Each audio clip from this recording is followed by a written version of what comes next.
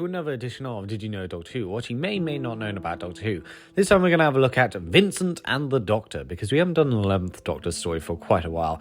Hell, we haven't even done one with Amy Pond for quite a while. So here we go. Richard Curtis was inspired by the fact that Van Gogh never knew he would be famous, and had the idea for an episode centred on him. He left the script open to criticism from crew and made several revisions as a result. Curtis wanted to portray Van Gogh truthfully rather than cruel by writing jokes about his mental illness. Bill Nighy agreed to take part on the condition that he was not credited, no publicity photos were taken of him, and that he did not have to give any interviews. In fact, Bill Nighy filmed all his scenes in one day. This is the first episode since 1963 to end on a cut to black. The scene with the Doctor, Amy and Vincent lying in a field was inspired by the painting Starry Night. This is Stephen Moffat's favourite 11th Doctor episode. Richard Curtis's daughter Scarlett suggested the Crayfish could be spotted by the Doctor in Van Gogh's 1819 painting The Church at Avers. The original script was a pure character piece where the Doctor and Amy visits Van Gogh and spend an uneventful few days with him. The executives insisted that they needed to fight a monster, just like with Father's Day. After the broadcast in the UK, a special announcement broadcasting a suicide prevention number was made due to the themes. Richard Curtis wanted to call the episode The Eyes That See the Darkness, but Stephen Moffat wanted an explicit reference to Vincent in the title. The self-portrait of Vincent is not an exact replica. It is altered slightly to resemble Tony Curran, the actor who played Vincent. This painting would later show up as an image in the historical archive in the episode Smile. The information the printer gives the Doctor on the Crayfish is as follows. Crayfish summary: planet of origin uncertain, social structure, nomadic pack animals, strict dominance hierarchy, huge territories, several solar systems wide, preferred habitat, planets with oxygen and nitrogen-based atmospheres. The first two images that the Doctor gets out of the printer after testing it on himself are William Hartnell and Patrick Troughton, the first and second Doctor respectively. The accordion player at the bar is clearly playing the version of I Am the Doctor from the Series 5 soundtrack.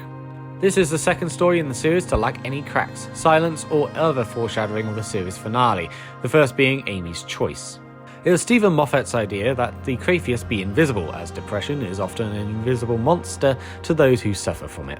The art department remade a cafe in Croatia to resemble the one in this 1888 Van Gogh painting Café Terence at Night.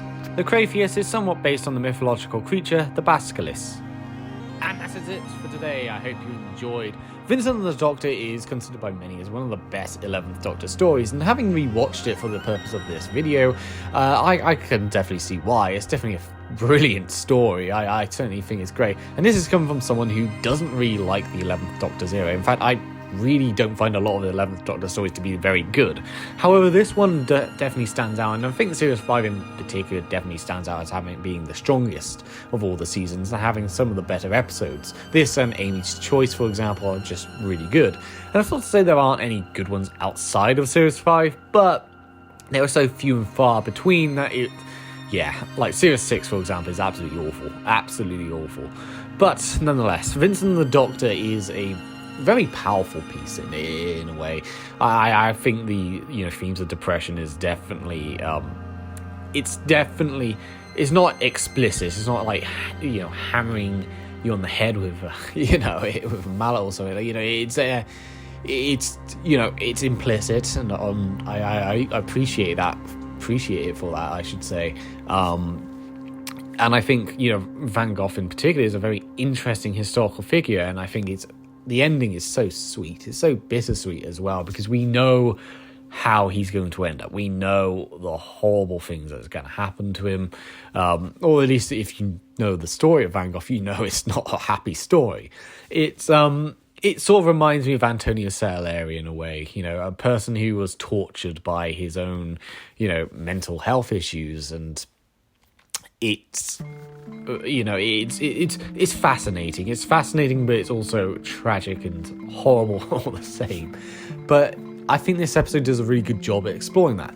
Now, obviously, the one big criticism the story always gets is the creature. Obviously, this is a prime example of BBC producers wanting to have a monster of the week sort of scenario, which, I get it's for ratings and what have you, but I think at the same time, in this case, they managed to do it pretty effectively. Like, the creature is an invisible monster. It's, you know, a metaphor for depression. It's not too bad, I guess. I mean, still, was a creature really that needed? We could have just been with people. It's up to your interpretation. I can see why that's often the biggest criticism. But nonetheless, Vincent and the Doctor is definitely an episode that I sort of like slept on a bit, and it wasn't really until recently when I decided, you know what, I might as well do a Did You Know Doctor Who on this particular episode, that I really I realised, you know, this is a really fantastic episode, and one that I didn't really appreciate as much before that I do now. So yes, Vincent and the Doctor is a fantastic episode, and I totally recommend you watch it. And I hope you enjoyed this edition of Did You Know Doctor Who, and I'll see you next time.